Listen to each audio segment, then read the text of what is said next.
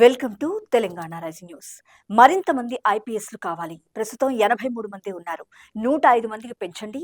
వెనుకబడిన ప్రాంతాల అభివృద్ధికి సహకరించండి కేంద్ర హోంమంత్రి అమిత్ షాకు సీఎం రేవంత్ రెడ్డి గారు విజ్ఞప్తి చేశారు. శరవేగంగా అభివృద్ధి చెందుతున్న హైదరాబాద్ మహానగరానికి అదనంగా ఐపీఎస్ల అవసరం ఎంతైనా ఉందంటూ పేర్కొన్నారు సీఎం రేవంత్ రెడ్డి గారు. ఇక్కడ మనకు ముఖ్యమైన అంశం చూసినాం. రాష్ట్రంలో ప్రాజెక్టుల భూసేకరణకు రానున్న బడ్జెట్ లో 5,000 కోట్ల రూపాయలు కేటాయించనున్నామని నీటిపారుదల శాఖ మంత్రి ఉత్తమ్ కుమార్ రెడ్డి గారు స్పష్టం చేశారు. ఆ నిధులతో భూసేకరణను వేగం చేసి ప్రాజెక్టుల పనులు చేపడతామంటూ స్పష్టం చేశారు. జూన్ 2వ తేదీలోపు భూసేకరణను పూర్తి చేయాలనే సంకల్పంతో ఉన్నామంటూ తెలిపారు మంత్రి ఉత్తమ్ కుమార్ రెడ్డి గారు. ఇక్కడ మనకు ముఖ్యమైన అంశం చూసినాం. గోదావరి పుష్కరాలు 2027 నిర్వహణపై సమగ్రంగా పరిశీలించి తేదీలను ఖరారు చేసేందుకు రాష్ట్ర ప్రభుత్వం కేబినెట్ సబ్ కమిటీని ఏర్పాటు చేసింది. ఈ కమిటీకి మంత్రి దుద్దిళ్ల శ్రీధర్ బాబు గారు చైర్మన్ గా నియమితులయ్యారు. సభ్యులుగా మంత్రులు కోమటిరెడ్డి వెంకటరెడ్డి గారు, పొంగులేటి శ్రీనివాసరెడ్డి గారు, పొన్నం ప్రభాకర్ గారు, కొండా సురేఖ గారు, సీతక్క గారు, తుమ్మల నాగేశ్వరరావు గారు, అడ్లూరి లక్ష్మణ్ కుమార్ గారు నియామకమయ్యారు. ఇక్కడ మనకు ముఖ్యమైన అంశం చూసినాం.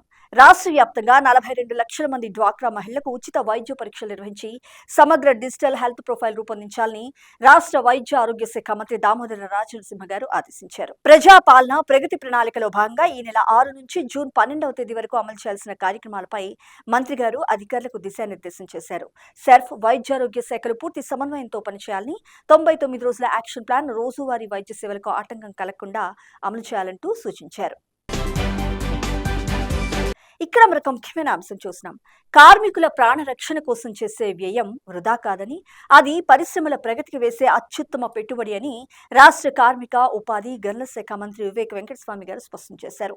రాష్ట్రంలోని అన్ని పరిశ్రమలు తప్పనిసరిగా జీరో యాక్సిడెంట్ లక్ష్యంతో ముందుకు సాగాలంటూ సూచించారు. నిర్లక్ష్యం ఎంతటి భారీ మూల్యానికి దారితీస్తుందో చెప్పేందుకు సిగాచి ఫ్యాక్టరీలో చోటు చేసుకున్న దుర్ఘటనను ఈ సందర్భంగా ఆయన ప్రస్తావించారు.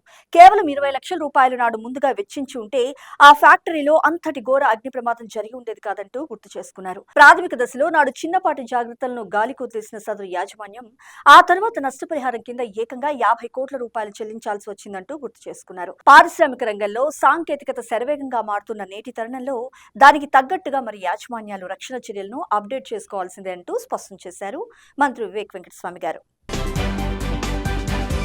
ఇక్కడ మనకు ముఖ్యమైన అంశం చూసినాం.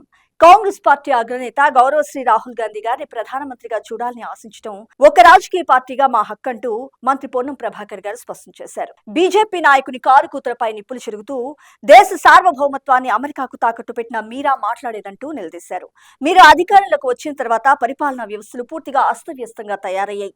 ప్రభుత్వ రంగ సంస్థలను తెగనమ్ముతున్నారు. నిత్యం మత విద్వేషాలు రెచ్చగొడుతూ రాజకీయం చేస్తున్నారు. దేశ ఐక్యత కోసం కన్యాకుమారి టు కాశ్మీర్ వరకు పాదయాత్ర చేసి మీ ప్రభుత్వానికి నిద్ర లేకుండా చేసిన కాంగ్రెస్ పార్టీ అగ్రనేత గౌరవశ్రీ రాహుల్ గాంధీ గారిని విమర్శించడం మీ అవివేకానికి నిదర్శనం అంటూ స్పష్టం చేశారు మంత్రి పొన్నం ప్రభాకర్ గారు. ఈ సందర్భంగా రాష్ట్రానికి పట్టిన గ్రహణం మీరేనంటూ దుయ్యబట్టారు.